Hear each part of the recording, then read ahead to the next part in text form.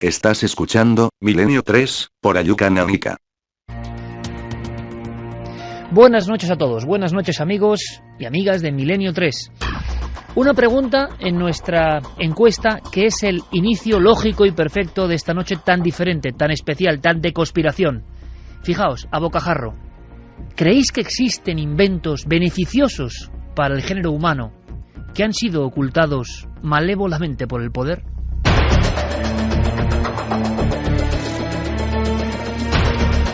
Leyendo verdad, se viene hablando hace mucho tiempo, muchos años, de inventos que iban a darnos algunas ventajas ante los males que nos acechan, a todos los niveles, y que, sin embargo, han sido ocultos, silenciados, han sido enterrados incluso. Grandes revoluciones que incluso fueron portada, que llegaron a los 5 continentes, que iban a ser un mundo nuevo y que se quedaron en nada. ¿Qué hay detrás? Esta noche intentamos llegar a una respuesta. Y además, como siempre, ocurren cosas, y este programa tiene que estar pendiente de lo que pasa en el mundo, en todos los rincones del universo. Nos hemos encontrado con que precisamente ayer una noticia nos daba de nuevo esa sensación de emoción, un calambrazo a lo largo de la columna vertebral. ¿Qué noticia? Me diréis, ya lo sabéis muchos, estoy seguro, nos conocéis ya. El CERN, nuevo experimento, nueva refutación o nueva corrección. ¿Qué ha pasado? Ayer se hacía público, y de nuevo los neutrinos en todas las primeras planas del mundo. Hace 2 meses, ¿os acordáis? Ha sido uno de los temas que más ha dado que hablar. Ciencia, pero pura ciencia ficción. ¿En qué sentido? En que sus resultados nos catapultan hacia mundos incomprensibles. ¿Os interesa el asunto del viaje en el tiempo? Estoy seguro que sí. El resumen, bueno, ya lo sabéis casi todos, me imagino. Esos haces de neutrinos, esos grupos de neutrinos que habían sido más rápidos que la luz. En un experimento entre el CERN en Suiza y el Gran Sasso en Italia, 730 kilómetros de diferencia. Una ventaja mínima, nanosegundos apenas, pero una ventaja que es todo un mundo. Y claro, la eclosión, el impacto e incluso alguno que otro tirándose de los cabellos. ¿Cómo es posible? ¿Será cierto que toda la física que conocíamos hay que tirarla por tierra? Sería demoler un edificio demasiado grande, ¿no creéis? ¿Es cierto que al ir más rápido que la luz hay pequeñas partículas, pequeñas porciones de masa que van más allá en el tiempo, al otro lado del tiempo? ¿Y si esto en manos de tecnologías superiores hubiese estado operándose ya durante siglos y lo que recibimos ahora son viajeros en el tiempo? ¿Es ciencia ficción? ¿Y cuántas cosas que eran ciencia ficción son sencillamente ciencia hoy? Bueno, es el experimento más polémico seguramente de la última década, sin duda. Muchos dicen que las pruebas que serán fehacientes y, hay que decirlo, incuestionables en el 2012 envuelven a toda esta historia de un halo muy simbólico. En el 2012 quizá uno de los grandes hallazgos de la historia, de la realidad, de cómo comprendemos el universo. Se vuelve a hacer el experimento y ayer se dan los datos. Esta es la noticia y por eso abrimos con ello. Al parecer no ya naces de luz, sino pulso a pulso de alguna forma, para que lo entendamos todos, vuelven a hacer el experimento, con las correcciones que habían pedido los más escépticos. El resultado lo mismo. Hay partículas, pequeñas porciones de masa, realidades que viajan, al parecer, más allá de la luz. Y esto, repito, lo dicen los científicos, no nosotros, significa casi que algo o alguien puede dar de vuelta a las manillas del reloj. Y la amplitud de preguntas que se abren se quedaron ahí hace 2 meses. Han pasado 2 meses de silencio, de correcciones, de pruebas, y no vuelven las incógnitas sino a reproducirse. No tienen respuesta. Tenemos que hablar, antes de entrar de lleno en un mundo que se asemeja incluso a esto del CERN, el de los inventos incomprensibles, tenemos que hablar con especialistas. Pero ojo, quizá nos estamos encontrando ante una de esas noticias que iba a ser la gran revolución, la enorme revolución, portada mundial, que iba a cambiar el mundo en el 2012. Lo tenemos ahí y quizá ocurra como otras veces, que todo se olvide, quién sabe. Porque ¿os acordáis del motor de agua? La gran panacea, con agua poder moverse como combustible mágico por el mundo. ¿Os acordáis de la fusión fría? Y de las matemáticas contra el cáncer. ¿Os acordáis de un sinfín de cosas que estaban ya aquí y que desaparecieron? Va a ser muy interesante, de verdad. Programa de ciencia, investigación y conspiración, porque de fondo, en el fondo de toda esta historia, las sombras que manipulan el mundo. Pero ahora nos llama el CERN, nos llama ese experimento. Queremos conocer la última hora. ¿Qué ha pasado en este nuevo entorno donde ha surgido lo inexplicable, lo imposible? ¿Sigue la consternación o no? ¿Con quién tenemos que conectar? Pido disculpas porque el sonido no es óptimo. Pillamos casi a Sonia Fernández Vidal casi investigando todavía y trabajando, pero yo creo que el milagro de la comunicación se va a producir. Sonia, volvemos a presentarla, física del propio CERN, trabajó en el CERN, física cuántica, especialista en óptica cuántica y una gran divulgadora. Por cierto, queremos saber qué piensa y hacernos una idea. Sonia, buenas noches. Buenas noches, ¿cómo estáis? Pues muy bien, Sonia, muy expectantes y queriendo saber lo que opináis vosotros, los científicos, porque parece que todo se ha repetido, incluso tomando quizá mayor rigor o mayor control. ¿Y qué ha pasado? Efectivamente. Mirad, han reproducido los experimentos, sin embargo, con unos pequeños cambios que ahora entraremos en detalles. Y bien, han visto que siguen llegando al mismo resultado de que los neutrinos parece ser que siguen llegando más rápido o viajan esa distancia más rápido de lo que lo haría la luz en el vacío. Y en este caso, bueno, han hecho unas pequeñas modificaciones. En el experimento anterior, una de las cosas que hacían es que los neutrinos se mandaban desde el CERN hacia el Gran Sasso en Italia como enlaces que fue uno de los primeros detalles que muchos de los científicos puntualizaron. Entonces, precisamente lo que han hecho en este experimento que han vuelto a reproducir, lo que han hecho es generar, en vez de estos trenes o estos paquetes tan largos de neutrinos, lo que han hecho es generar pulsos mucho más pequeñitos, básicamente de unos 3 nanosegundos. Es decir, en el momento en el que enviaban este pulso, cuando llegaba al Gran Sasso, en vez de tener que reproducir ese haz para poder hacer bien los cálculos estadísticos, simplemente cuando tenían el clic, por decirlo de algún modo, ya sabían que había llegado. Entonces, han quitado un posible error en esa medición. Fijaos que esto lo han estado haciendo desde el 21 de octubre hasta el 6 de noviembre y han encontrado unos 20 eventos que han sido medidos y que han verificado pues, los resultados anteriores. ¿Y qué significa esto de cara a ti, a tus colegas? Sonia, ¿qué pensáis? ¿Qué se cuece? ¿Qué se dice? ¿El desconcierto sigue siendo el mismo? ¿Es un paso más para saber que no era un error? ¿O también están las dos posturas, digamos, irreconciliables de los que piensan en el error y los que no? Bueno, todavía sigue todo bastante en el aire. Es decir, gracias a estos experimentos, o esta rectificación en este experimento, lo que sí que se ha conseguido es quitar una de las dudas o una de las posibles fuentes de error. Claro, en el momento en el que la comunidad científica pueda reproducir también en otros laboratorios estas medidas, será cuando se pueda empezar a sacar de dudas, o al menos cuando podremos empezar a ver la luz, y nunca mejor dicho, en todo esto. ¿Ha sorprendido, Sonia, a los colegas, a los que tú conoces, a los científicos, este nuevo dato? ¿Se esperaba que en este error, digamos, estuviese la incógnita que no encajaba y que todo volviese a la normalidad, o no? Bueno, es uno de los primeros errores que se puntualizó y el más fácil, o más rápido, no el más fácil, pero sí el más rápido de poder modificar el experimento actual que hay en ópera. Aún así, los escépticos todavía siguen con todos sus argumentos para poder decir que pueden seguir habiendo errores. Eso lo más fácil será cuando se pueda reproducir en otros laboratorios, porque todo el montaje será completamente diferente, pero bueno, el mismo equipo de ópera está cambiando muchas cosas y verificando muchas cosas para poder dar a la luz o ir quitando los posibles errores que se han ido proponiendo.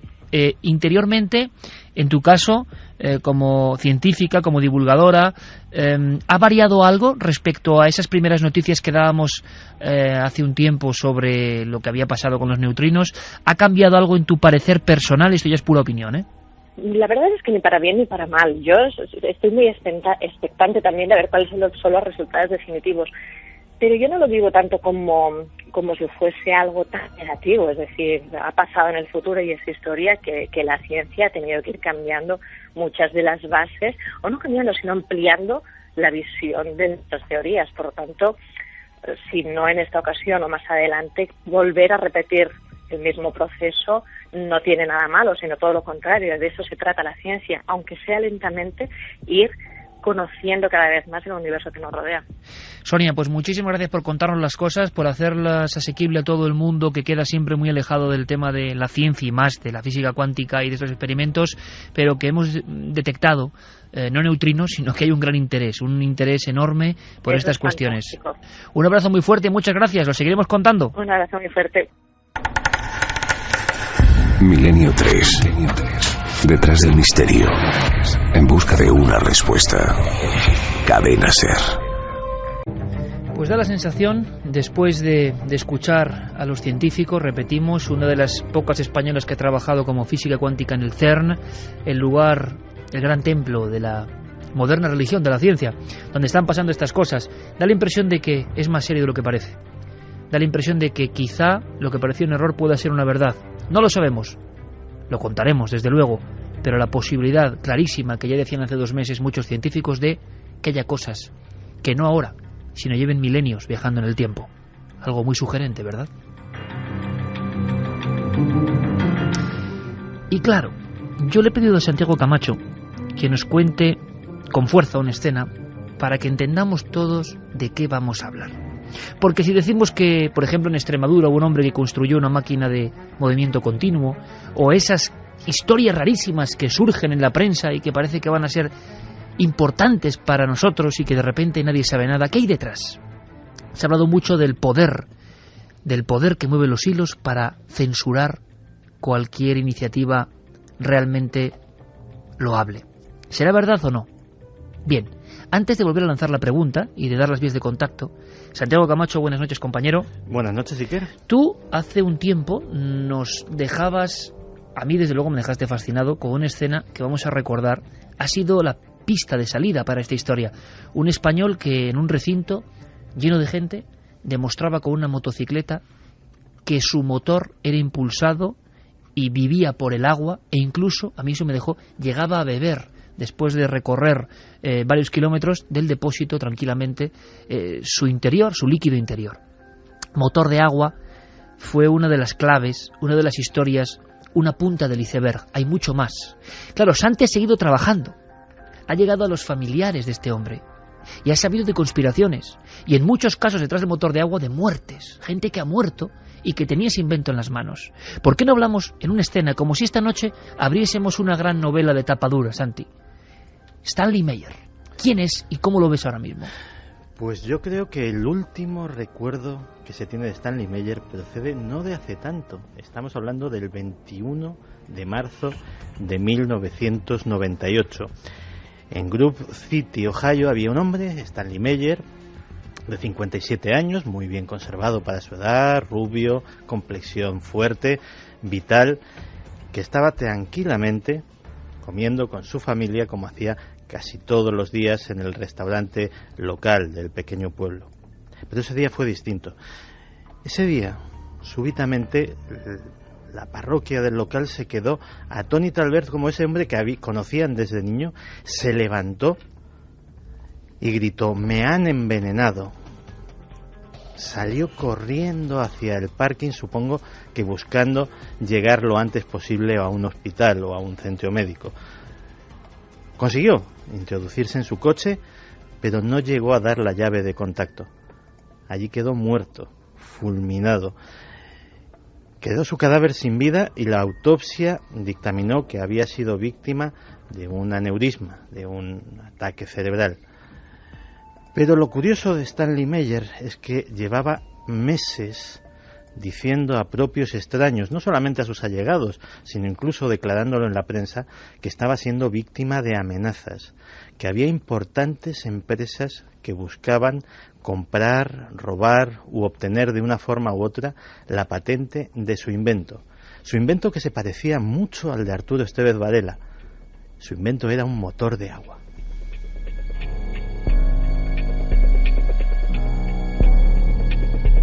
No es una novela de ficción, no es un thriller al estilo Dan Brown, aunque podría, ¿verdad?, ser un inicio perfecto de esos que te dejan enganchados. Un hombre en un restaurante, Estados Unidos, me han envenenado. De alguna forma en su DNI, inventor, ingeniero inventor, y el motor de agua de fondo. Motor de agua puede sonar a frivolidad, pero ¿y si es verdad? Si es verdad, ¿qué intereses se remueven? Vamos a hablar incluso con inventores españoles, además muy conocidos, que dicen que fueron directamente machacados. Y ellos solo tenían una intención, por lo que cuentan, y yo les creo: beneficiar a la humanidad. El tema es tan grave y tan interesante y tan de crónica negra o crónica conspiranoica que lanzamos no solo la pregunta, sino todas las vías de contacto desde ya, por si sabéis algo o recordáis alguno de estos inventos que pudieron cambiar el mundo y no lo consiguieron. Buenas noches, Carmen. Buenas madrugadas, Iker. Vamos allá. Pues vamos primero con la pregunta. Ya pueden votar en ikerjimenez.com, el debate de la semana en Milenio 3. Bueno, estoy viendo una barrita absolutamente casi llegando al tope. Totalmente. O sea, Santiago, nunca he visto eso, en las encuestas de Milenio 3. La pregunta es, ¿crees que el poder ha ocultado inventos que pueden ser beneficiosos para la humanidad? Pues esa barrita tan larga que veías es el sí, porque un 95,7% de la gente es la que ha votado que sí, que creen que se ha ocultado. Sí, yo creo que la encuesta más alta que nos ha dado nunca el número de entre una afirmación o uno 95,7. Aquí que el misterio es que dicen que no. ¿Cuántos son? Sí, 4,3 nada más. Vamos a ver si el asunto cambia y yo no quiero convencer a nadie de nada porque nunca quiero hacerlo, pero el tema es grave. Pero vamos a escuchar, por supuesto, opiniones en ambos sentidos. Y vamos a dar las vías de contacto, Iker, para que nos den su opinión, o seguro que a nosotros se nos ha escapado algún invento que han querido también ocultar, pues que nos digan cuál ha sido ese invento. España es tierra muy de inventores, ¿eh? Sí, la verdad que sí. En Twitter y en Facebook, que nos busquen en La Nave del Misterio. Ahí pueden ir dejando sus opiniones, sus comentarios también en www.cadenaser.com, la página web de la Cadena Ser, y milenio3 con número @cadenaser.com si se quieren explayar un poco más y mandarnos un mail. Un regalo muy, muy interesante, oye. La Almería extraña. 3 libros de Alberto Cerezuela, donde nos cuenta de todo, desde personajes extraños, brujas, hechiceros, sanadores, hasta casos poltergeist, casas encantadas, luces populares, cerros malditos. Es un pedazo de libro, de verdad. Es un libro muy recomendable, La Almería extraña, de Alberto Cerezuela, publicado por Círculo Rojo. Y además le he hecho el prólogo, no es por nada. Bueno. Eso le quita valor, Pero bueno, Alberto, uno de esos compañeros muy jóvenes, uno de esos cronistas de la España mágica, y nosotros potenciamos, de los que aún se patean los sitios. Sí, queremos dar aire, insuflar viento en sus velas para que siga esa especie de navegación hacia la búsqueda, y que la gente, y está pasando en muchas provincias, y cómo nos alegra, estén sacando a flote un montón de misterios. La Almería extraña, 3 ejemplares recién sacados del horno literario para vosotros esta noche, de inventos de alguna forma estrangulados antes de tiempo. Porque la historia, Santi, empezaba en España. Este caso de Estados Unidos, de Stanley Meyer, en el fondo, como decimos, era el colofón de una serie de historias que venían muy atrás en el tiempo. Y ahí un español tuvo una importancia clave. Quizá muchos amigos se perdieron tu sección de conspiración el día que tan gráficamente, como tú sueles hacer, contaste la escena de la moto. ¿Me la puedes recordar aunque sea en un minuto? Porque seguramente yo le he contado mal, pero era algo así, ¿verdad? Sí, estábamos, el 29 de abril de 1971, ni más ni menos que en la Plaza de España de Sevilla. Allí, ante un público multitudinario, un hombre, un señor ingeniero, Arturo Estevez Varela, estamos a principios de los años 70 y tiene pues su chaqueta de cuadritos típica de la época, su bigote fino, peinado con gomina, aunque ya tiene una más que evidente alopecia, es un hombre de cierta edad, pero con ese aspecto de los profesores, de los ingenieros de aquella época, de aquellas últimas etapas del franquismo. Era un hombre serio. Ese hombre serio, que no tenía nada de charlatán de feria ni de artista ambulante en absoluto, estaba con 2 elementos delante de esa audiencia de centenares, posiblemente miles de personas, que parecía que no casaban muy bien. Eran un ciclomotor con un extraño aditamento y un botijo. en una de las fuentes que había en el parque, en la Plaza de España, llena el botijo a la vista de todo el mundo. Lo llena él directamente, Sí. Eso no lo recordaba yo, Santi. Coge su botijo y, con estilo propio de un hombre extremeño que ha bebido de botijo mucho, pues se da un buen trago para que lo vea todo el mundo y inmediatamente después vacía el contenido del botijo en el depósito de ese ciclomotor. Le da una vuelta de pedal, 2 vueltas de pedal, 3 vueltas de pedal y, ante los atónitos ojos de toda la concurrencia, aquello arranca. Arranca, se sube encima y se da unas cuantas vueltas ante los aplausos y los vítores de la concurrencia, porque aquel ciclomotor no llevaba absolutamente ni una gota de gasolina en su mecanismo. Estaba alimentado exclusivamente por agua.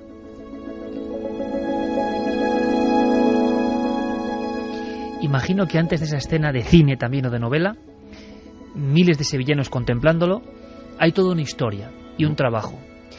Es tan alucinante que tú te has puesto a investigar y has llegado casi a las raíces del asunto. Pues sí, de hecho, pensemos que de entrada el motor de agua es una expresión más que una realidad. El motor de agua en realidad es un motor de hidrógeno.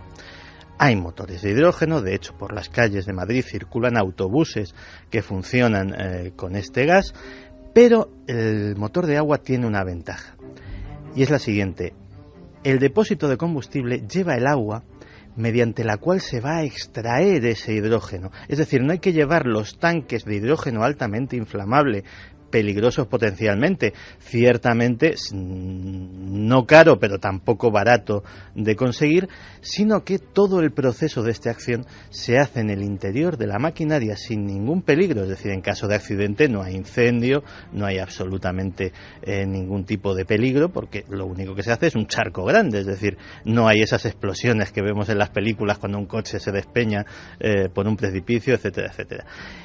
Y aparte de eso, se consigue mediante 2 procesos. Uno es el que proponía Estevez Varela, que era mediante un aditamento químico.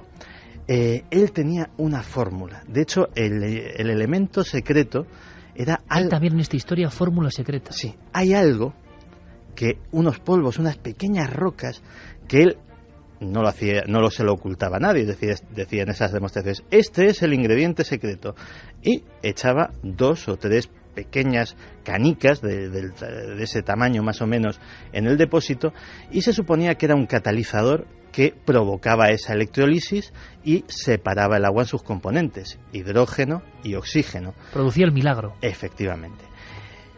El otro medio, que era precisamente el que nuestro otro ejemplo de investigador de estas cosas propugnaba, que es el de Stanley Meyer, es utilizar la electricidad para llevar a cabo esa electrólisis, pero electricidad producida por el funcionamiento del propio motor.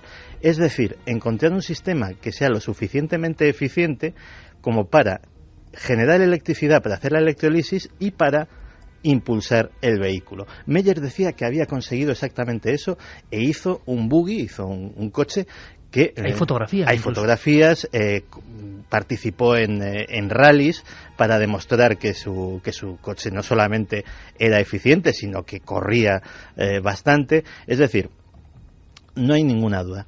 Pero claro, uno puede imaginarse, bueno, estas cosas pueden ser de investigadores más o menos excéntricos. Sí, la imagen que te has dicho, ese hombre con bigotillo, chaqueta de cuadros en la plaza de Sevilla, y que es la eterna imagen del español, pero la eterna imagen, ¿eh? Hace poco recordábamos al doctor Delgado, que solo, absolutamente solo, llega a una genialidad, sin ayuda de casi nadie, y llega a esa genialidad, y luego ya hay problemas, claro. Pues fíjate que hemos decidido preguntar a una científica, a una persona que es absolutamente puntera en ese campo, precisamente en la investigación sobre los motores de hidrógeno. Así que nos hemos puesto en contacto con Loreto Daza Bertrán, responsable de la unidad de pilas de combustible e integración de sistemas del CIEMAT, donde desarrolla el proyecto ENERCAM, y es lógicamente investigadora del CSIC, del Centro Superior de Investigaciones Científicas. Y le hemos pedido que nos haga una pequeña semblanza de la figura de Arturo Estévez Varela. ¿Qué supone para ella este personaje? Y la respuesta nos ha sorprendido. Bien, respecto a Arturo Estévez Varela, me parece un hombre excepcional, que tuvo la desgracia de no ser considerado en su época, no le hicieron caso. También porque muchas veces cuando no se difunden bien las ideas, no llegan. Cometió el error, por hacerlo más simple, de llamar a su motor, al desarrollo del motor, el motor de agua. Ese fue el gran error, porque nadie le creyó. Y es una pena, porque el desarrollo que hizo fue impresionante. Es un innovador. Realmente muchas cosas se han hecho, que se están haciendo ahora mismo, o que hay otros investigadores que están destacando, como no en el extranjero, están haciendo las mismas cosas que ese señor hizo hace tantos años.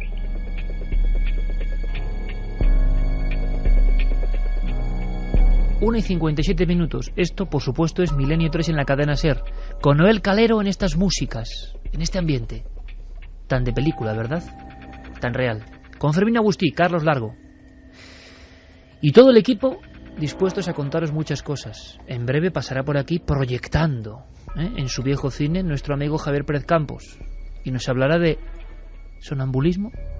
Creo que va a ser muy interesante. Pero Santi, te lo digo de corazón, se ha puesto la carne de gallina, porque en ese corte, y además con esa forma de comunicar, de esta científica del CSIC, he visto en esos 30 segundos, he intuido, he sentido la eterna historia de este país y de los genios de este país. Incomprensión total. Incomprensión para un hombre que ni más ni menos que sus patentes desarrolladas a lo largo de muchos años de investigación, decía en una entrevista, tengo la cabeza que me va a reventar de tantas pruebas que he hecho. Esas patentes las donó al Estado español para su explotación y para beneficio de todos los españoles. La respuesta a ese donativo generoso fue que fueran sometidas a un examen por parte del Colegio de Ingenieros, que dijo que bueno, que todo aquello estaba muy bien, pero que no tenía mucho fundamento, y recomendaba cerrar el proyecto porque, palabras textuales, ya hemos hecho bastante el ridículo. Ahora preguntas de todos vosotros que estoy seguro están pasando de cerebro a cerebro en una comunicación, en una sinapsis interesante, ¿no? ¿A quién perjudicaba el motor de agua? ¿Qué salto era ese? Hablamos de hace casi medio siglo. ¿Sabéis que esto ha pasado en otras cosas? En otros problemas importantes, no solo de lo que significa el consumo del petróleo, sino en otros problemas importantes como el agua, el problema del agua y tantos. Y eso que ha dicho Santiago Camacho, carpetazo al asunto, ha ocurrido. Hay que ser conspiranoico y pensar que hay fuerzas ocultas que manejan las cosas y que no les interesa, solo multinacionales o algo más. Luego sabremos, después de las noticias, qué le pasó a este hombre, a dónde llegó y por qué esa científica que va a seguir contándonos cosas habla de un auténtico genio. Se adelantó a su tiempo, como suele pasar en España, y se encontró con el muro del silencio. Esta noche nosotros cogemos un martillo y un cincel e intentamos romper ese silencio. Ahora, como siempre, las noticias. Por cierto, noticias que vienen cargadísimas de historias. Historias en imágenes que nosotros contamos solo con la fuerza de la voz. Informativo del misterio en la cadena SER.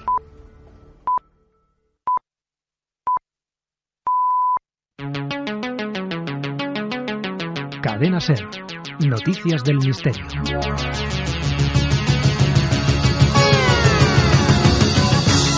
La primera noticia de la semana nos lleva hasta Don Benito, en Badajoz, donde hace unos días se producía la profanación de su camposanto. Manuel Martín, el encargado de este cementerio municipal, encontró varios ataúdes en el suelo que habían sido extraídos de 5 tumbas. Le hemos preguntado a nuestro compañero Gonzalo Pérez Sarró qué escenas encontraron los trabajadores al acceder al camposanto.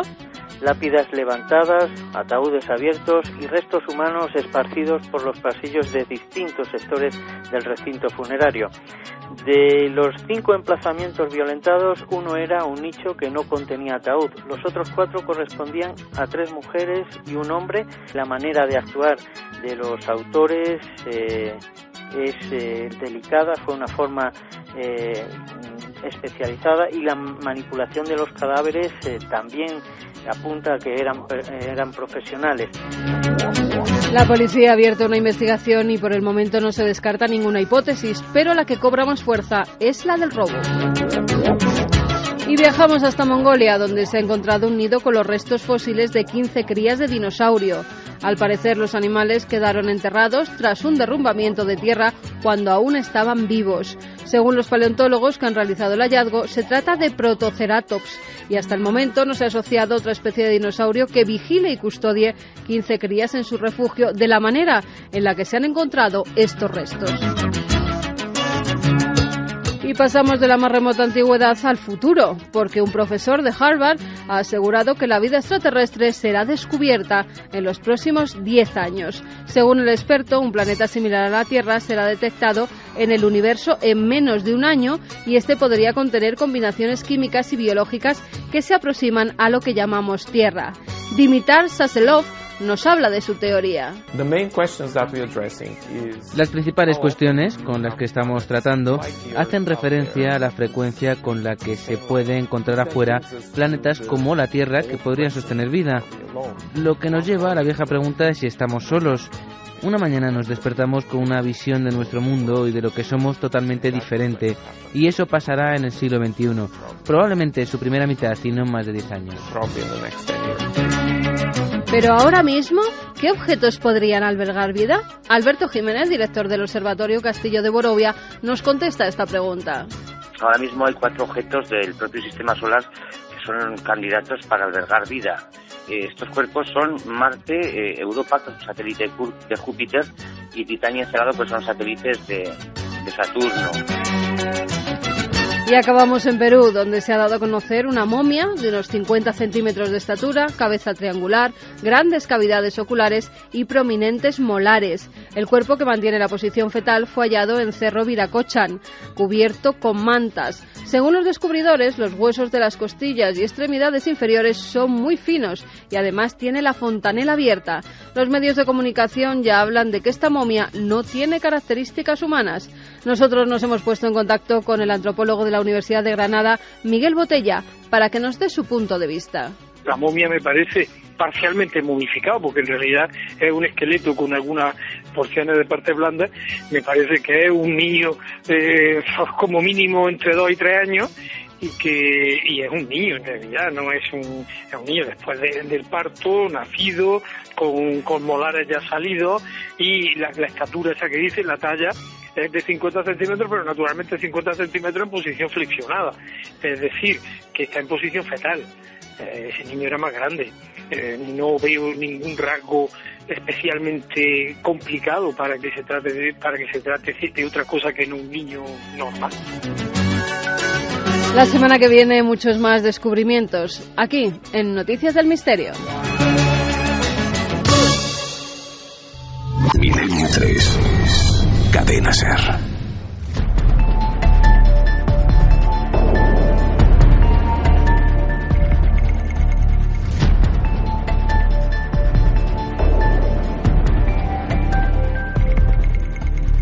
Repaso semanal intenso, de la prehistoria a las momias y al espacio. Y ya tenemos escándalo con esa momia que se ha dado a conocer como ser extraterrestre. Así pasa con Internet. Por cierto, en Internet, en la red, también ha habido inventos que iban a dar la vuelta al mundo y a cambiarlo, como casi haciendo un 8, ¿no?, con el mundo, y que se quedaron en nada. ¿También hay conspiración en ellos? Pero lo cierto y verdad es que en Internet todo vuela, y esta historia de la momia, pues rápidamente, poco menos que aquel cráneo de las estrellas, pero versión peruana, que siempre es como más bonito, ¿no? Todo lo que tiene Perú es bizarro y mágico. Pero, claro, hablando con Botella, las cosas quedan bastante claras. Pero es nuestra motivación, dar las noticias en este espacio, ya pionero, en este espacio maravilloso de noticias que cuentan lo que nadie cuenta. Ahora bien, nuestro compañero Santi Camacho se había quedado en una escena y nos dejaba en máximo suspense. Un genio, solo, motor de agua, funciona y nadie le hace ni caso. Prosigue tu investigación, compañero Santi, hasta el punto de que, claro, quedan familiares de esta persona, de este genio olvidado. Pues sí, hemos conseguido encontrar, Carlos Largo ha conseguido encontrar... ¿Quién si no? Efectivamente, a Arturo Estevez, hijo, que es, lógicamente, pues el hijo de Arturo Estevez Varela, y que pues nos ha hablado no solamente del invento de su padre, sino también pues de algunos recuerdos que tiene de aquellas demostraciones, etcétera, etcétera. Pero sobre el invento nos comentaba esto. En el asunto del motor de agua, que se llamaba en su día, o se llamó en su día, pues él lo que hizo fue intentar que con la descomposición del agua, o lo que vulgarmente podamos llamar la electrolisis, él generaba hidrógeno, que era el combustible que él utilizó para funcionarlo el motor, ¿no? Y en definitiva un poco eso es lo que en su día el trato de sacar adelante en plan un poco artesano, llamémoslo así, ¿no? Porque bueno, él hacía sus cosas, sus depósitos manualmente, o sea, no tenía medios, digamos, tecnológicos, por decirlo de alguna forma, que podría haber, sino era todo tan rudimentario, ¿no? El hijo del inventor del motor de agua español, y en su declaración ya rápidamente vemos todo un mundo, ¿verdad, Santi? Sin financiación, con un esfuerzo tremendo, pero ¿con qué inteligencia? ¿Con qué inteligencia para llegar a algo que ahora están trabajando en Estados Unidos, en Japón? ¿Con qué inteligencia? Pues fíjate que nos contaba Arturo Estevez que su padre trabajaba en el garaje de su casa con herramientas absolutamente compradas en ferretería. ¿Y qué vocación, Santi? Con todo el mundo en contra, ¿eh? Pero invirtiendo los ahorros de la familia, recorriendo 30.000 kilómetros, no solamente por España, sino por Europa, no solamente para probar su motor, sino también para localizar los depósitos de ese material, de ese ingrediente secreto, si era una cuestión utópica, porque se supone, los científicos sospechan que se trataba de boro, pero él siempre lo negó y dijo que se trataba de otra cosa que era inédita y que él había localizado. Él quería saber si en Europa había disponibilidad suficiente para que el invento fuera no solamente viable, sino sumamente asequible. ¿Me quieres decir, Santi, que nunca se ha descubierto la pieza secreta, la fórmula de esta historia? Ya te digo que el mayor sospechoso es el boro, pero el boro actualmente tiene una pega, que es que su extracción encarecería bastante el proceso y bueno, dejaría este agua no tan gratis, sino en un precio muy cercano al de la mismísima gasolina. Pero claro, eso choca con esas declaraciones de Arturo Estevez, que decía que no, que aquello funcionaba con una fracción del coste de lo que sería la gasolina y a un precio absolutamente equiparable, si no gratis, pero vamos, prácticamente. Pues tenemos a este hombre y a su hijo, que lo veía trabajando en ese taller, insisto, con soldador, con martillo, haciéndose sus propias piezas de precisión. Y este hijo, Arturo Estevez, que le acompañaba también a las decenas de demostraciones que hizo en plazas, en pueblos. Que no solo fue una vez en Sevilla. Hizo aquella de Sevilla, que fue la más multitudinaria, pero desde en su propio pueblo en Extremadura hasta delante del mismísimo general Franco, él hizo demostraciones por toda España. Y Arturo Estevez tiene un buen recuerdo de aquellas exhibiciones. Él hizo pruebas con una moto, hizo pruebas con un coche. Y bueno, yo lo que sí te puedo decir, porque eso sí lo viví yo y lo presencié yo, fue la moto que funcionaba, que estuvo andando durante un tiempo y hizo pruebas en la Plaza de España. Y bueno, en aquel entonces pues aparentemente era un adelantado en ese sentido. Lo que hoy, digamos, se está investigando mucho sobre el hidrógeno para que sea el combustible que actualmente pueda sustituir a la gasolina o al gasol, y bueno, él a su manera pues estuvo un poco avanzando en ese tema. ¿Y qué pasó? ¿Se quedó solo en un prototipo? ¿No llegó a fabricarse industrialmente ni uno de prueba. El gobierno de Franco en aquel momento o los gerifaltes no le hicieron ningún caso. Podía poner esto a España, digámoslo así, en un nivel puntero, ¿no?, con un hallazgo de este tipo. Yo no sé qué pasó, pero estoy deseoso de volver a escuchar a nuestra amiga la científica. Pues sí, porque precisamente Loreto Daza tiene algo que decir sobre estas exhibiciones, y ella cree que a lo mejor tuvieron parte de la culpa de que no se le tomara tan en serio, o tal vez demasiado en serio, y su trabajo acabara malogrado.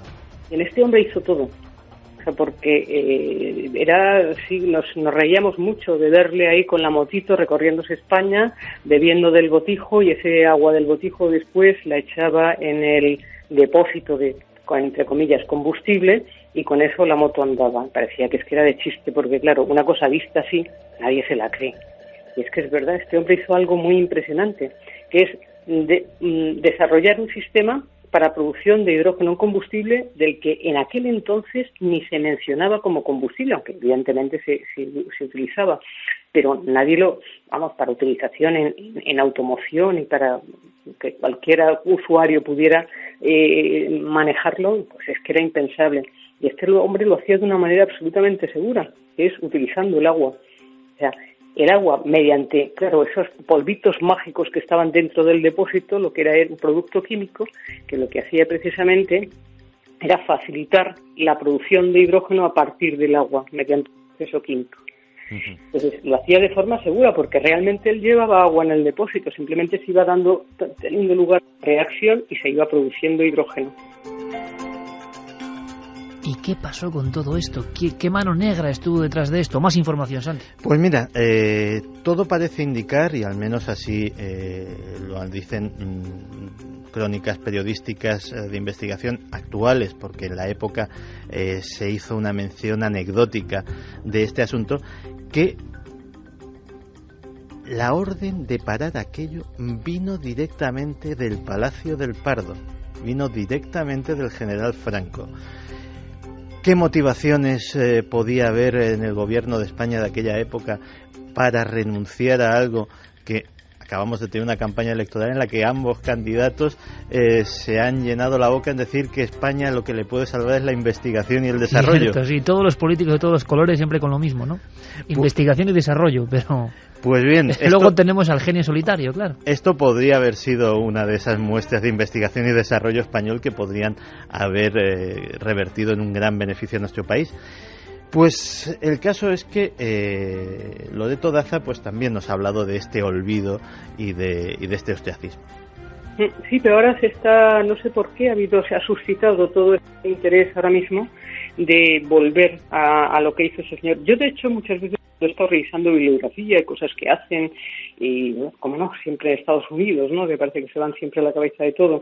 Un día, leyendo un artículo precisamente de un profesor, una eminencia y todo esto, lo presentaba como una novedad el tema de la producción de hidrógeno, y yo pensé, pero si eso lo había hecho nuestro compatriota hace un montón de años, y se silenció. No tuvo el efecto. ¿Por qué? Porque él tampoco estaba relacionado con las personas que podían entender, tampoco era un científico, ¿no? Estaba relacionado en ese mundo que le pudieran entender. Y luego también muchas veces pues porque hay cosas que saldrán adelante, ¿no? Vaya frases, y apunte para navegantes, y quien quiera leer que lea. Es que no era un científico, no estaba bien relacionado. Y eso pesa mucho. Esto es como Sautola. Estoy viendo exactamente el descubridor de Altamira. Le rompieron la crisma, poco menos, claro. Descubrió el gran arte antiguo y no era historiador ni arqueólogo. Sí, de hecho, Arturo Estevez hijo, pues también nos habla de la decepción que vivió su padre. Tampoco se preocuparon mucho en investigar el motor de agua de mi padre. Evidentemente no era nada apetecible que un señor sacara digamos al mercado, o posible que sacara al mercado un producto que de alguna manera al petróleo no voy a decir que lo hundía, ¿no?, pero evidentemente era una energía alternativa. Posiblemente tendría una gran decepción, pero bueno, él era una persona que por decirlo de alguna forma miraba para adelante, y bueno, cuando aquello se silenció, porque llegó un momento que ya no se hablaba más del motor de agua, pues bueno, se quedó ahí un poco en el olvido. Nada tan injusto, mucho más injusto que la propia muerte, es el olvido absolutamente programado. Aquí hay una historia tremenda. Y yo, escuchando al hijo del inventor del motor de agua español, ahora empieza a reconocérsele, lo decía la científica de alguna forma, es la misma historia, una y otra vez, contada una y otra vez. El hombre en su individualidad sagrada realmente, por encima de burocracias y de comunidades y de historietas, que con su vocación en su propio garaje descubre algo. Claro, ese algo se trunca, no interesa. ¿Cuándo interesa y cuándo no interesa? Esa va a ser la pregunta de esta noche. Y ahora vamos con las vuestras, con vuestras reflexiones, que siempre son interesantísimas. Pero yo, Santi, te lo digo, he recordado una imagen que incluso recreamos en su día en nuestro documental El Salto Infinito, que es San de Sautuola solo paseando en su casa, en su jardín de Puente San Miguel, a punto de morir, bisabuelo, ¿no?, de la familia, de alguna forma, de la herencia de Botín, de los directores del Banco de Santander. Este hombre, pionero absoluto, con una especie de intuición, de iluminación increíble, descubre el arte rupestre.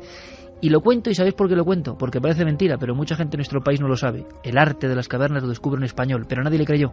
Nadie le creyó. El entorno, como él no era científico ni el arqueólogo, nadie le creyó, y entonces murió de pena. 20 años después prácticamente de su muerte, se descubre que tenía razón.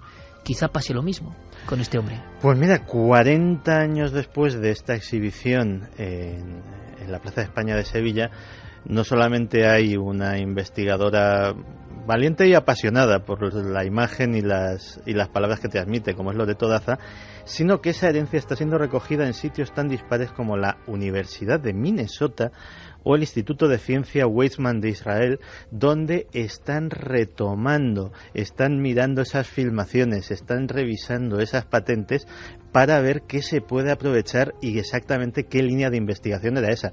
Lo triste es que esperemos que si algún día pues nuestro coche o nuestra moto o el tren, quién sabe, en el que vayamos, funciona con un motor de agua, pues a mí personalmente me daría cierta pena que viniera con una patente estadounidense o israelí. Lo que pasa que muchas veces son precisamente, por ejemplo, los estadounidenses los que dicen, hey, vamos a trabajar en esto, y nadie lo hace. Ejemplo, el doctor Rodríguez Delgado, la historia del control físico de la mente, la Universidad de Yale, quien se lo lleva allí, pero aquí no le hacían ni caso a nadie. Vamos a ver, ¿qué pasó con Meyer? Es decir, se descubrió algo en torno a su muerte. Empezábamos esta noche con una escena, ese restaurante, me han envenenado. Autor de un motor de agua, año 98. ¿Hemos sabido algo? Pues mira, este autor de este otro concepto de motor de agua, porque curiosamente habían llegado a la misma conclusión y al mismo desarrollo a través de dos caminos absolutamente diferentes, pues se supo en su autopsia que, bueno, había sido víctima de un presunto accidente cerebral, aunque nadie se lo creyó, y el pánico entre sus colaboradores fue tal que, ni más ni menos, ese coche que se puede ver en esos documentales, el buggy, el famoso buggy, ha desaparecido. Está escondido. Sus antiguos colaboradores están prácticamente desaparecidos, dedicándose a cualquier otra cosa. Estamos hablando de un hombre que algunas revistas estadounidenses lo calificaron como el mejor inventor después de Edison. 2 y 20 minutos. Historias de inventos que no llegaron a más. Bueno, una cosa más, sí. Nuestro compañero José Manuel Nieves nos va a hablar enseguida de algo sorprendente, de por qué él cree que no hay ningún tipo de conspiración. ¿Os imagináis a Jack Nicholson siendo un poco abanderado de todo esto? Cuéntanos. Vamos a escucharlo y nos lo cuenta, Santi, por favor. Sí, vamos a escucharnos. Toda esta historia, esta bizarrez, ha continuado. Esta escena vamos a desintoxicar un poco. Sí, cuenta un poco. Vamos a imaginarnos, pues también por esos mismos años, principios de los 70, a Jack Nicholson convocando una rueda de prensa.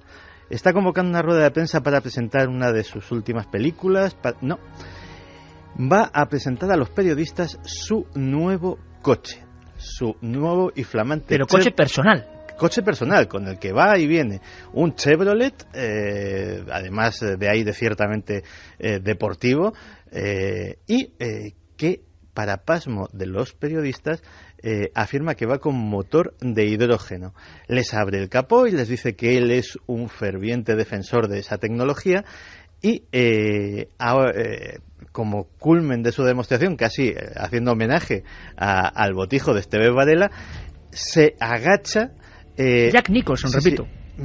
Pega su rostro al tubo de escape y se levanta sonriente diciendo agua, mientras se limpia las gafas de sol porque se le han quedado empañadas por el vapor de agua que sale del tubo de escape. Y todos los periodistas alucinan con esta escena.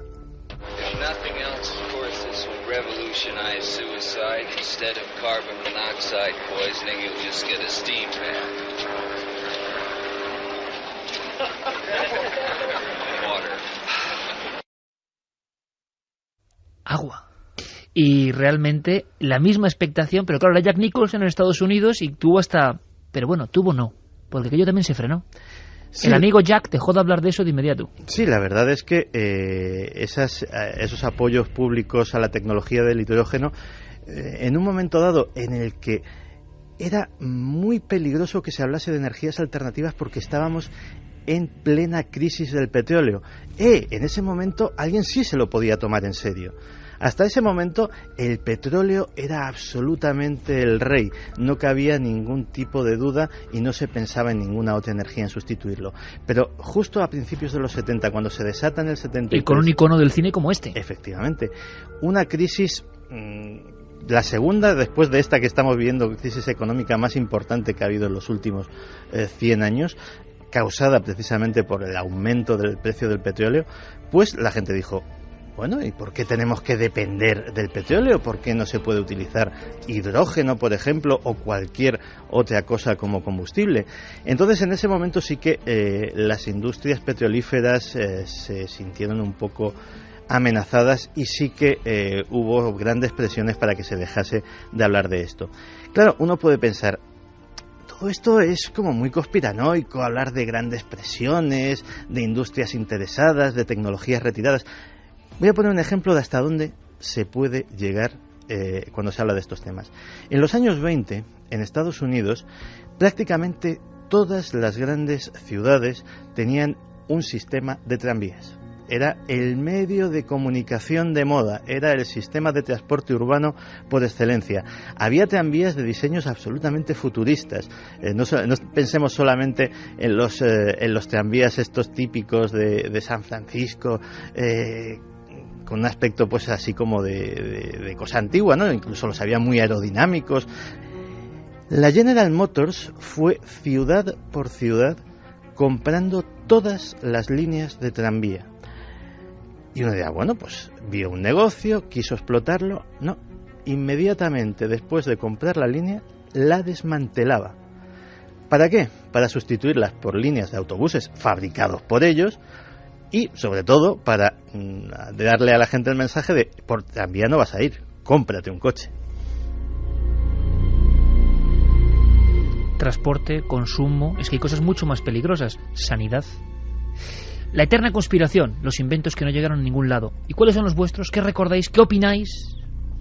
Por cierto, si también queréis opinar de la historia del CERN, vía abierta. Una cosa antes nada más. José Manuel Nieves, director de Ciencia y Tecnología de ABC, muy atento a estas historias, y él para poner el contrapunto, claro que sí. Le preguntábamos, José Manuel, como periodista científico, todo esto, por ejemplo, el motor de agua, aquellas ecuaciones contra el cáncer, es que no sé si os acordáis, fueron portada y se olvidó, la fusión fría, las máquinas de movimiento perpetuo, ¿todo esto es una charlatanería o hay algo de verdad? Esto contaba José Manuel. No creo que un invento que realmente sea un adelanto, que realmente sea un avance en cualquier campo, se pueda rechazar, o se pueda ocultar, o se pueda silenciar. Sí es verdad que hay intereses comerciales muchas veces de grandes corporaciones que retrasan las cosas o que las intentan disfrazar, pero es algo que al final termina saliendo y tenemos muchas pruebas de que esto es así. 2:25, ¿estáis de acuerdo? ¿No estáis de acuerdo? Os escuchamos. ¿Cómo seguir esa encuesta donde la desproporción es brutal? Pues sigue siendo una desproporción brutal. Más brutal. Decías, sí. ¿Crees que el poder ha ocultado inventos que pueden ser beneficiosos para la humanidad? Pueden seguir votando en ikerjimenez.com en el debate de la semana. Y la gente sí que cree que los poderes han ocultado esos inventos, un 96,6%. 96,6%. Jamás en nuestra historia hemos tenido una balanza tan desequilibrada. Ojo, una cosa muy importante, aparte de esos 3 libros de la Almería extraña. Abrimos ya en nuestras redes sociales, Twitter, Facebook, Google Plus, ¿se dice Google Plus? Sí. Google Más, no sé. En todo lo que tiene nuestro maestro Guillermo León, que Guillermo León es un poco como el hombre del botijo y el motor, pero llevado a Internet. Bueno, pues importante, porque hay una encuesta para cuarto milenio importantísima sobre la llegada del hombre a la Luna. Vamos a debatirlo en plan conspiración. Va a ser otro de esos debates clave. Otro de los debates clave. ¿Son reales los documentos de la llegada del hombre a la Luna? Y podéis participar también. Pues sí, que pueden participar en la misma página, en ikerjimenez.com. Está la encuesta del siglo XXI de cuarto milenio. ¿Son verdaderas las imágenes de la llegada del hombre a la Luna? Es tan fácil como votar sí o no. Y yo os digo, sí o no. Inventos, parece que sí, por lo que decís, pero ¿estáis seguros? Mira, Alvarito nos dice que en Andalucía hay 203 vehículos que andan con hidrógeno. José de Málaga, hubo un inventor, creo que gallego, que inventó un sustituto de la gasolina mediante un arbusto bravío. Solo se habló en la tele un par de días. No era fuerza. Hidrocarburo y solo le podían aplicar impuestos. Y no se le podían aplicar impuestos. Sí, la historia que nuestro compañero Luis Álvarez estaba muy interesado en ella, lo recuerdo perfectamente. Aquello del tojo de Galicia convertido en carburante, pero lo mismo, quedó así como entre tinieblas. Luis de Edimburgo dice: en Badajoz, en los talleres de mi abuelo, una persona demostró que el motor de agua podía hacerse. Y mi tatarabuelo en 1898 fabricó el primer coche eléctrico. Autos de la Cuadra se llamaban. Oye, pues con esta persona hay que hablar, Por cierto, Extremadura es tierra no solo de conquistadores, sino de inventores, ¿eh? Hay muchos, en la zona de las Urdes había muchos. María Laura Madero dice: hola, soy de Maldonado, Uruguay. Acá hay un ingeniero que tiene un auto y una moto a aire comprimido y no consigue fondos económicos ni apoyo. Inclusive le prendieron fuego a su apartamento. Por cierto, en Córdoba, Argentina, también hubo otro inventor de motor de agua. Estoy investigando el tema para ampliar. Le prendieron fuego al apartamento del autor. Es decir, siempre hay la sensación de que hay un poder, leyenda o no, si le han quemado el apartamento, parece que no quiere que esto salga. Aunque Miguel es muy burdo también. Regidor dice: el motor de aire, os recomiendo que lo sigáis. Es un posible ejemplo del motor de agua, una muerte en directo. Ánimos. Hacker Now dice: interesantísimo tema de hoy, muchas gracias. Estudié ciencias medioambientales en Estados Unidos y en una de las asignaturas trabajamos y leímos muy seriamente sobre el tema del motor eléctrico para coches de Faraday y Sprague, que fue perseguido, acallado y desaparecido del mercado a causa de los millonarios intereses de las multinacionales petrolíferas que tenemos hoy en día. El descubrimiento del motor eléctrico se remonta a periodos anteriores a la Segunda Guerra Mundial. Y atentos hablando de electricidad, ahora lo que va a contar Santi, como él sabe, la historia de Tesla, nombre para el misterio. Por cierto, que ha salido una biografía, Yo y la energía, de Tesla, que está ahora a la venta, pero es que Tesla inventó un sistema de alguna forma inalámbrico y podríamos hablar casi de un sistema wifi, pero hace casi un siglo o más. ¿Y qué pasó con eso? Ahora lo contamos.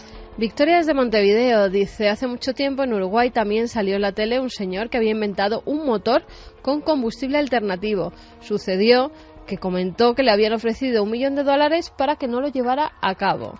Grandes multinacionales ofreciendo pagando dinero para que no salga. Para que no se haga. Sí. Si yo fuese jeque, magnate del petróleo, tampoco os enteraríais del motor de agua, nos dice otro oyente. Esto está muy metido en el tema de compañías que, repito, leyenda o no, yo no lo puedo saber, pagan para que eso se retire del mercado. Y hay algunos casos muy sorprendentes, incluso en el ámbito, por ejemplo, Santi, hasta de la medicina. Sí, de hecho, hay una técnica que la conocerán muy bien pues nuestros amigos que se dedican a la fisioterapia y a este tipo de cosas, que se llama el TENS, que es básicamente, para explicarlo de una forma muy sencilla, es un analgésico pero eléctrico, es decir, mediante la estimulación eléctrica, la estimulación transdermal, mediante unos electrodos y unos aparatitos especialmente diseñados para eso, que emiten las ondas precisas, se elimina el dolor. Pues un importante laboratorio que tenía un importante analgésico en el mercado se dedicó a ir comprando las principales empresas desarrolladoras de este sistema y irles cortando los fondos poquito a poco, despidiendo a la gente, restringiendo todo lo posible hasta que las empresas quedaban prácticamente desmanteladas. Hubo una demanda por parte de una de estas empresas y lo realmente curioso y lo realmente inédito en este tipo de cosas, porque no te creas que siempre suele pasar así, es que la empresa ganó el pleito y el tal laboratorio, la tal empresa química, se vio obligada a pagar la friolera de $150 millones en concepto de indemnización, porque a pesar de que la empresa era suya, pues bueno, no había criterios ni contables ni empresariales ni absolutamente de ningún tipo que justificasen lo que se había hecho allí y hubo que resarcir ese daño. Almerita nos decía, el petróleo mueve mucho dinero y no es de extrañar que los hayan matado con el fin de seguir comerciando con el oro negro en vez de utilizar energías más limpias pero menos rentables. Francisco dice que recuerda que Tico Medina hizo un viaje en un SEAT 600 desde Madrid a Cádiz con alguien que inventó un motor de agua en los años 70. Pues yo era un adolescente. Sería Arturo Esther Valera, y además era muy del gran Tico Medina, sí, y muy del gran Yale, Felipe Navarro Yale, muy en el estilo de esos grandes reporteros. Alex desde Gran Canaria dice, eso es como la gasolina de algas que se iba a hacer, no es viable para el nuevo orden mundial. Saludos. Gasolina de algas, es que de verdad yo estoy tan orgulloso de nuestra audiencia, nos dan unas pistas que yo desconozco y ahí hay materia, ¿eh? Fíjate que hay un caso, no tiene nada que ver con la energía, pero esta voracidad a veces por ocultar las cosas, no te creas que es siempre de David contra Goliat. A veces dos grandes gigantes se enzarzan en una de estas porque a una determinada industria no le conviene. Imagínate la industria del tabaco en los años 60. Liggett & Myers es una de las empresas tabaqueras, era y sigue siendo, más importantes del mundo. Tiene marcas emblemáticas que no vamos a publicitar aquí ahora mismo. E inventó en la década de los 60 un componente que se llama el componente XA. El componente XA era un cigarrillo hecho con un tabaco al que se había extraído mediante un proceso químico relativamente complejo pero viable, se le había extraído todos los componentes perjudiciales, cancerígenos y tóxicos. Y eso se quiso hacer público hasta que cayó en los oídos de la competencia, de Philip Morris. Otra gran marca tabaquera que tiene otro número de marcas que tampoco vamos a publicitar aquí. Pues Philip Morris reclamó a Liggett & Myers un acuerdo que tenían todas las compañías tabaqueras, porque claro, no podía publicitar un cigarrillo como que le había quitado los componentes perjudiciales, porque la postura oficial de la industria tabaquera en aquel momento era que no había componentes perjudiciales, que el tabaco no provocaba cáncer, que el tabaco no provocaba ningún tipo de enfermedad, y eso era saltarse el acuerdo. Hasta que la cosa llegó hasta los tribunales. Y hay un caso de la ciudad y el condado de San Francisco contra Philip Morris, en la cual se hace referencia a todo este asunto. El caso es que en aquel momento el acuerdo fue dado por bueno, era un pacto entre caballeros, muy entre comillas. Liggett & Myers retiró por completo toda su investigación del componente XA y no se ha vuelto a oír hablar del cigarrillo no tóxico en la vida. Josiño nos dice que en 1996 un inventor fue demandado por dos inversores a quien él había vendido su tecnología a pilas de combustible de agua. Su coche nunca ha sido examinado. Nos dice Antonio que, Carmen, no sé si habéis hablado con Bonsetti sobre el técnico canario que entrevistó en Ser Aventureros sobre un tema de aprovechamiento hídrico. Totalmente el tema de hoy. Bueno, ¿cómo que totalmente el tema de hoy? Dicho y hecho, vamos al origen de esa noticia. El origen de esa noticia, ¿vale? ¿Os parece? A las 2:35. Hay un hombre de éxito brutal, es posiblemente el autor español que más se ha vendido en España y América, Alberto Vázquez Figueroa, aventurero, reportero, periodista, amigo de todo este equipo además, y muy querido por nosotros. Pero aparte de que ganó muchos millones, y él me lo decía muchas veces, pero es que he escrito 60 libros, amigo, y con mucho esfuerzo, y muchos de ellos nunca fueron publicados. Pero él de repente en un momento dado parece que tiene otra sensación, otra necesidad. No solo es el éxito y la publicación, sino paliar el problema importante de la falta de agua. Conseguir agua con incluso tecnología que la extraiga del mar y la convierta en agua barata. Y todo eso empezó además en las Islas Canarias, porque él se fue a vivir, estaba viviendo en las Islas Canarias y pensó que era un lugar perfecto para poner en marcha todo eso. Y al parecer con mucha ciencia, con mucha intuición, y se llegó a hablar, ¿verdad?, en la prensa, de el sistema mágico de Alberto Vázquez Figueroa, avalado incluso por el gobierno, para convertir agua barata, que hoy es más necesaria que nunca. Esto empezó hace como unos 20 años, pero hoy sí que se ve que, dicen, las guerras del futuro serán por el agua. Pero es que el sistema de Alberto Vázquez Figueroa podía ir a otros países donde están muriéndose de sed. La historia es increíble, de verdad. Tan increíble que nos tiene que contar él mismo. Es la historia de un reportero y un bestseller mundial que quiere ayudar con inventos y con su creatividad, y que se encuentra con el muro del silencio. Maestro Alberto Vázquez Figueroa, buenas noches. Buenas noches. Alberto, vamos a ver, tú te propusiste un día, hombre de éxito, que has ganado mucho dinero, que has tenido un éxito tremebundo, merecidísimo, pero tú un día dices, me gustaría hacer algo para paliar un problema que ya vislumbrabas hace mucho tiempo, que iba a ser el del agua. ¿Y qué pasó? Bueno, mira, en cierta ocasión el Ministerio de Industria me pidió que diera una conferencia a todos los inventores de España. Había allí, 677 personas. Y yo lo primero que les dije, cuando ustedes inventen algo, no se pregunten a quién beneficia, pregúntense a quién perjudica. Del poder de aquel a quien perjudica dependerá de que el invento salga adelante o no. En el tema del agua, cuando yo saqué el sistema, pues inmediatamente me creí que todo el mundo se iba a poner muy contento. Iban a tener agua muy barata, toda la que se quisiera, en unos países, sobre todo como España, que tiene grandes problemas. Enseguidamente me enfrenté con un hecho evidente.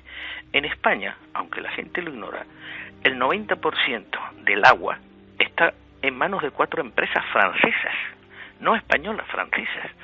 Una de las únicas ciudades que queda que el agua no está en manos de empresas francesas es Madrid, canal de Isabel II. Entonces, cuando todo esto surgió la posibilidad de hacer mis desaladoras, me acuerdo que un gerente general de una de las empresas francesas un día me invitó a comer y me dijo, mira Alberto, te vamos a decir una cosa para que lo tengas muy clara. Nosotros nunca vamos a permitir que se hagan desaladoras de las tuyas. Eso quítatelo de la cabeza. Dedícate a tus libros y olvídate del tema. Bueno, ¿por qué? Dice, mira, nosotros en las ciudades en las que manejamos y desalamos, por ejemplo, la ciudad de Las Palmas, que era de ellos, de distribución del agua, nosotros estamos desalando el agua, entonces era a 90 pesetas metro cúbico. Y lo estábamos vendiendo a 190, 200 pesetas metro cúbico. Ahora bien, si hiciéramos desaladoras de las tuyas y obtuviéramos el agua a 15 pesetas, que sabemos que se puede desalar a 15, 20 pesetas en aquel tiempo, ¿qué crees que podemos venderla? Al doble, a 30 pesetas, al triple, a 45 pesetas, al cuádruple, lo cual ya sería un escándalo. Entonces estaríamos ganando 50 pesetas por metro cúbico, en lugar de 100 y pico que estamos ganando ahora. Si tú hiciéramos las desaladoras y te las compráramos y te callaras, te comprábamos todas las que quieras y las seguiríamos vendiendo a 190 y nuestro negocio sería mucho mejor. Pero como a ti sé que no te vas a callar, sino que lo que te interesa es saber que se desala muy caro, muy barato, no lo vamos a hacer. Y me puso un ejemplo. Me dijo, ¿tú qué prefieres? ¿Vender 100.000 libros en tapadura o vender 100.000 libros de bolsillo a mitad de precio? Hombre, claro, 100.000 libros de tapadura gano más. Después es lo mismo. Hombre, pero los libros lo compra el que quiera. El agua es un bien necesario, a veces vital. Y vosotros no estáis pensando en los consumidores. Me dijo, mira, perdona, los consumidores es un problema del gobierno, no nuestro. Si yo les digo a mis jefes en París que he consentido de ganar 100 y pico pesetas metro cúbico a solo ganar 30 o 40 como máximo, al día siguiente me nombran portero de la empresa en lugar del presidente. Y lo dijo así tan claro. ¿Cuál ha sido el resultado? En España no hay ninguna desaladora hoy en día que funcione. Las que se hicieron, que además la única que se terminó, que fue la de Carbonera, costó casi 300 millones de euros, una brutalidad, y está trabajando al 6% de sus posibilidades, lo cual significa una ruina por todos los españoles. Y las demás todas se han cerrado, porque además como ha aumentado el precio de la electricidad, y las mías se basaban en que casi no consumían electricidad, más bien producen electricidad, pues ahora ya no hay desaladoras. Y cuando venga otra nueva sequía, nos encontraremos que las empresas ganaron mucho dinero haciendo esas desaladoras que ahora no sirven para nada. Porque además, Alberto, y para que toda la gente, sobre todo el público joven, lo siga muy bien, porque igual no está al tanto, tu sistema para producir agua mucho más barata era realmente revolucionario, ¿no? Era una gran mejoría respecto a lo que había. Y tanto más cuanto más cara es la electricidad. O sea, y ahora que la electricidad se ha subido a unos precios inabordables, pues no es posible. Hoy en día las desaladoras todas a medio construir se han abandonado. Ahora me he encontrado con una cuestión, el problema del agua de Somalia. Entonces yo ya había perdido tanto tiempo y sobre todo tanto dinero con las patentes, con el estudio, a pesar de que el 99% de los estudios los ha pagado el propio gobierno español, que es lo más curioso. O sea, todos los estudios sobre mis desaladoras que dicen qué barato sale, están pagados por Traxa y por Aquamet, dos empresas del gobierno español. Se gastaron millones en eso, que lo han enterrado porque no interesaba económicamente a ciertas empresas y políticamente a ciertas empresas. Ahora, después de haber dicho, bueno, ya he perdido todo lo que puedo perder en eso, ahora he visto lo que ocurre en Somalia y he empezado a pensar que esa gente, qué miseria que están pasando, y entonces pensé, bueno, pues aquí hay una posibilidad de solucionar parte del problema, o casi todo el problema de Somalia. Somalia tiene una parte norte, la costa norte, la que da al Golfo Pérsico, que tiene unos vientos constantes y tiene inmediatamente una cadena montañosa de hasta 1000 metros de altura.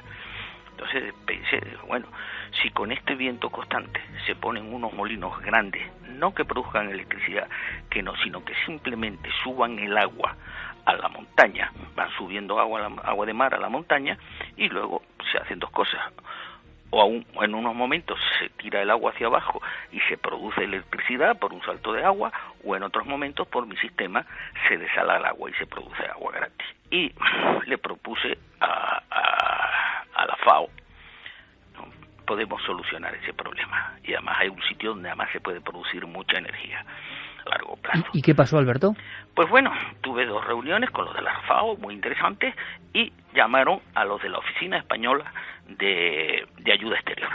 Me reuní con ellos y me di cuenta de una cosa: todos los que están en la Oficina Española de Ayuda Exterior no estaban preocupados en absoluto por lo que iba a pasar, por lo que la gente se está muriendo en Somalia. Estaban preocupados porque puede venir mañana un cambio de gobierno y todos ellos se van a ir a la calle. Entonces, preocupados por su futuro, porque estaban en una empresa fenomenal, repartiendo dinero a manos llenas, viajando de aquí a allá, y diciendo que si mañana le dan tanto dinero a la asociación de homosexuales de no sé dónde, y al otro día no sé dónde y tal, y que ahora lo que preocupaba no les preocupa en absoluto lo que va a ocurrir en Somalia, ni que cada día se estén muriendo los niños, ni que las madres tengan que dejar a los niños más débiles en el camino para intentar salvar a los más fuertes. No, les preocupaba dónde se van a enchufar a partir de la semana o del mes que viene. Entonces se me caen los palos del sombrajo. Yo dije, mire, aquí tienen ustedes todos los informes, aquí tienen ustedes todos los estudios, aquí tienen todo firmado por el gobierno español, no por mí. Si lo quieren hacer, lo hacen. Pero yo ya no me meto más en ruina por esto.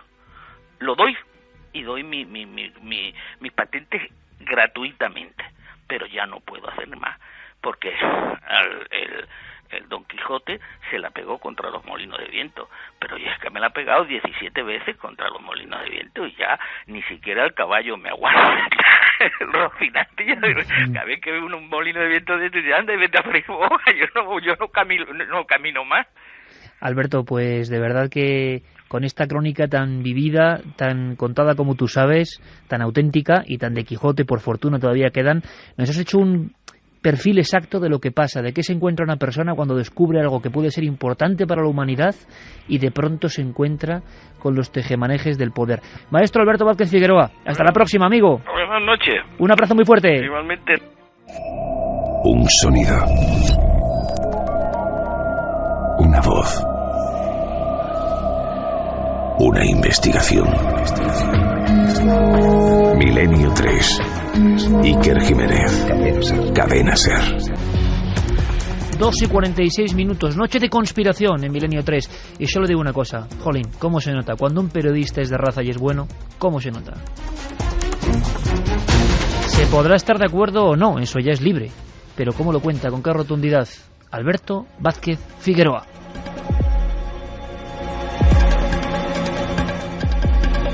Y ha dejado el aire cortado aquí, ¿no? O sea, ¡pum! Así como suena, diciendo, esto es lo que a mí me ha pasado. Daba las patentes gratis para solucionar una escena que él decía. Las madres de Somalia dejando al niño más débil insolado, muerto, para proteger al más fuerte en una huida hacia la nada. Él propone eso y se encuentra con ese mundo increíble y creo yo que bastante comprensible, aunque desde luego habrá gente en desacuerdo con lo que dice Alberto. Aquí simplemente le hemos escuchado como genuino inventor español. Sí, la verdad, las dos reflexiones son escalofriantes, porque si en un momento dado nos están hablando de esos funcionarios, por llamarlo de alguna manera, profesionales de la ayuda externa que no viven más que pendientes de su poltrona, y por otro nos explica que hay formas de cosas tan básicas como el agua, pero claro, si esto es lo que nos cuenta del agua, que es lo que él conoce, que es la patente que él ha hecho y es el tema del que sabe, ¿qué nos sucederá con otras cosas? Esa reflexión sobre los libros de tapa dura, de tapa blanda, oiga, es que yo podría fabricar más barato, a lo mejor nos lo pueden decir muchas industrias que no sean solamente la del agua, a lo mejor yo podría darle electricidad más barata, podría darle gasolina más barata, podría darle cualquier servicio o producto mucho más barato, pero es que yo vivo del margen y cuanto más caro, más margen. ¿Eres capaz de contarme en un minuto, Santi, que sé que sí, lo que hizo Tesla en el aspecto de esa energía libre, gratuita y casi del futuro y que también se truncó? Pues mira, resumiéndolo mucho en un minuto, los estudios de Nikola Tesla, que sobre todo evidentemente se movían en el ámbito de la energía y de la electricidad, él tenía prácticamente perfilado en aquella famosa torre que hizo. Esa torre era ni más ni menos que para hacer un proyecto de algo que a día de hoy se considera revolucionario, que es, como muy bien has dicho, que es la electricidad wifi, es la transmisión inalámbrica. ¿Pero de qué año hablamos para que el público lo sepa? Estamos hablando de hace casi 100 años, estamos hablando de hace casi un siglo. Y esa electricidad wifi él lo había conseguido, o sea, lo había llevado, él tenía los mimbres para hacerlo y la única solo necesitaba financiar aquello para hacer un desarrollo que fuera para el consumo. Él tenía prototipos, había hecho esa inmensa torre, había conseguido plantar literalmente bombillas en el suelo de los alrededores de la torre y que se iluminasen como por ciencia infusa, porque había transmitido esa electricidad desde el aire. Y nadie le quiso financiar. Y se encontró con algo muy parecido a lo que nos contaba Alberto Vázquez Figueroa. Claro, llega Nikola Tesla y va a una compañía eléctrica, va a otra, va a otro magnate, va a un banco. Dice, no, si es brillante y yo te podría financiar la investigación. Y vale, hacemos electricidad y la transmitimos por el aire. ¿Y dónde le ponemos los contadores? ¿Esto cómo lo tarificamos? Porque esto es como la radio, todo el que tenga un transistor puede oírla gratis. Pues sería lo mismo con cualquier aparato eléctrico. Esa imposibilidad de tarificarlo, esa imposibilidad de colocar contadores de la luz inalámbrica, es lo que hace que nuestros campos estén llenos de torres de electricidad todavía, que es algo que efectivamente parece propio de otro siglo cuando estamos en el XXI. Y del siglo XXI, de la historia de Internet, también vamos a hablar, por supuesto. Antes, para que veáis que todos los ámbitos, como es lógico, del conocimiento, todos los ámbitos del bienestar han sido tocados por estos extraños inventos que generan, de verdad, el aluvión de mensajes, de votos, nos deja sorprendido. Estamos tocando pues fibra sensible, evidentemente, y el desbarajuste en la balanza ahora mismo, Carmen. 96,7 que dicen que sí, que creen que el poder ha ocultado inventos que pueden ser beneficiosos para la humanidad, contra 3,3 que opinan que no. Claro, hay casos mucho más polémicos, y cuidado, entre comillas, y aquí nosotros no tenemos ninguna verdad. Ninguno de los casos tenemos la verdad, porque si algo sabemos es de nuestra ignorancia y de lo lejos que pueden estar. Pero la sensación es que... sí, más cuando se juega con claro, la salud. Hay que tener muchísimo cuidado. La salud es un ámbito muy peliagudo, evidentemente el más grave. Por lo tanto, nosotros no queremos decir que este inventor, por ejemplo, que vamos a hablar ahora, tenga razón o no, ni mucho menos. Pero sí que nos sorprende a nosotros cómo una noticia de impacto nacional y mundial, de repente, es que no se habla nunca más. Por eso empezábamos con el CERN. ¿Pasará esto con la posibilidad de que los neutrinos superen a la luz y todo lo que se abre? Léeme un titular del país. Los titulares que han sido publicados por diarios de nuestro país, al igual que cuando hablamos de milagros, nosotros decimos que bueno, que la fe tiene mucho que ver, pero que nosotros no ponemos la mano en el fuego por ninguno de esos milagros, ni curanderos, ni nada por el estilo, que se dedican a quitar todo tipo de enfermedades. En este caso, El País publicaba: la Universidad de Sevilla investiga las aplicaciones matemáticas contra el cáncer. El tratamiento contra tumores, aplicando técnicas matemáticas, permite ayudar a determinar fármacos que eviten que las células cancerígenas crezcan, o si lo hacen, sea lo menos posible. En el Diario de Córdoba decía: matemáticas contra el cáncer. 2 investigadores cordobeses desarrollan un modelo numérico para predecir el crecimiento de los tumores. Matemáticas contra el cáncer también lo publica El Universal. Dice: con base en ecuaciones diferenciales se intentan establecer cómo la angiostatina, una proteína natural, controla la metástasis. Es decir, y la idea era, o lo que vimos incluso en la televisión, en los informativos, eran unos hombres.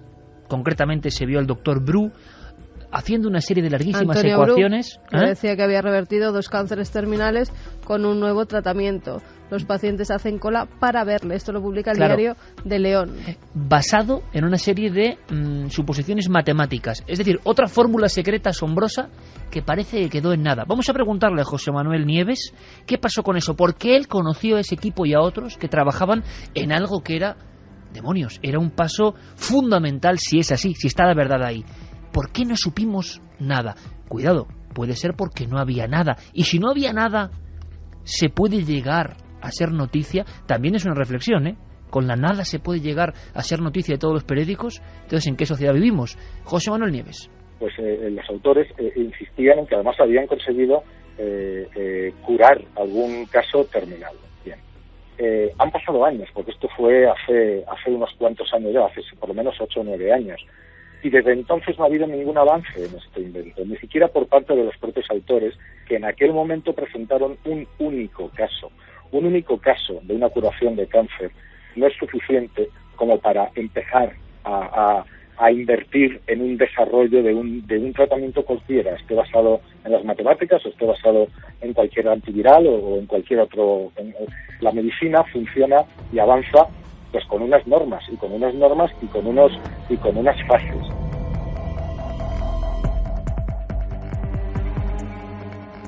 En esta historia de la sanación de la enfermedad más tremenda, que parece que el hombre no avanza o avanza poco, o será que todos anhelamos una cura directa, ha habido más historias. Sí, ha habido más historias. De hecho, hay una historia curiosa porque esta la vamos a empezar por el final, porque el final es bastante esclarecedor sobre el tema del que estamos tratando hoy.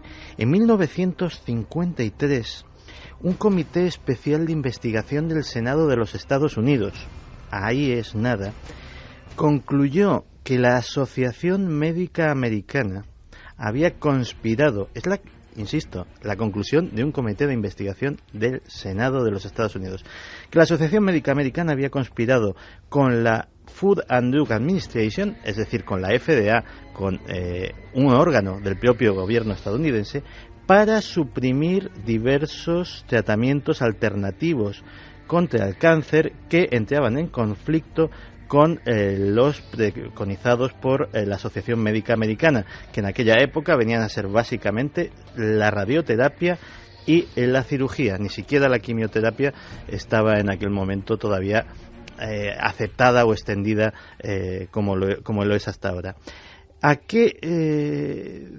¿De qué historia es el epílogo esta investigación?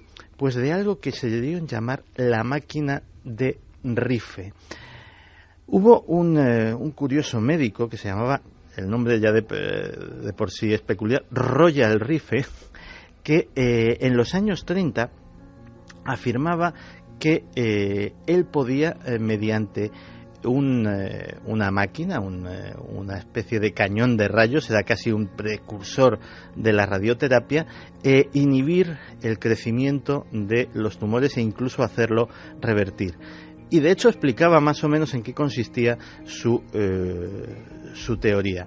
Y sobre todo él presentaba decenas de casos absolutamente curados. Decía que cada célula viva de cada organismo tenía una frecuencia de resonancia propia, que además él había incluso diseñado un microscopio, antes incluso de que se inventase el microscopio electrónico, que tenía una capacidad de iluminar microorganismos que eran invisibles ante la luz blanca mediante dos haces de luces ultravioletas que al entrar en disonancia, al entrar en interferencia, pues creaban un haz de luz visible y hacía visible, resonando precisamente con la frecuencia de ese microorganismo, lo hacía visible. Pues con ese mismo proceso dijo, bueno, si esa misma frecuencia la puedo usar para atacar a determinadas células y solamente a esas y no a las otras, pues voy a intentar crear esta especie de máquina de rayos. Y hizo su prototipo, presentó un montón de ensayos clínicos hechos por él sobre pacientes auténticos a los cuales había ayudado. ¿Y qué se encontró? Pues se encontró con la censura absoluta de la Asociación Médica Americana, que básicamente le vino a decir, bueno, si quieres seguir practicando, déjate de estas cosas y de estas maquinitas, porque no te lo vamos a homologar, ni te lo vamos a pasar, ni lo vemos serio, ni tiene fundamento científico, ni nada por el estilo. Y de la máquina de rayos de Royal Rife no se ha vuelto a oír hablar jamás. Santi, una cosa. ¿Es cierto que hay todo un proyecto y existen máquinas antigravitatorias? Existe una tecnología antigravitatoria de la cual sabemos absolutamente poquísimo. Que encaja perfectamente con esto, ¿verdad? Encaja con esto y encaja con algo que es muy afín a nuestro programa, porque cuando te describa algunas cosas te van a sonar a ovni mucho. Bueno, pues lo va a contar Santiago Camacho después de las noticias de nuestros compañeros, después de toda la actualidad, porque la actualidad está que bulle, evidentemente, pero hay muchas cosas. Tenemos, por supuesto, la proyección de nuestro compañero Javier Pérez Campos, basado en hechos reales. Vamos a hablar de sonambulismo e historias que impresionan un poco, que ocurrieron, que son reales, evidentemente. Conectaremos con Diego Marañón. En la red también hubo inventos que iban a cambiar el mundo y que se vinieron abajo, también por manos ocultas o no. Nuestro compañero Carlos Largo, además, nos contará algo que ha pasado ahora mismo en una serie de pueblos. Bueno, lo va a contar incluso con las voces de los protagonistas. Todo eso y mucho más a la vuelta. Y por supuesto, esa tecnología que también se borró del mapa, tecnología de la que hay imágenes, antigravitatoria. Volvemos enseguida, después del boletín de noticias.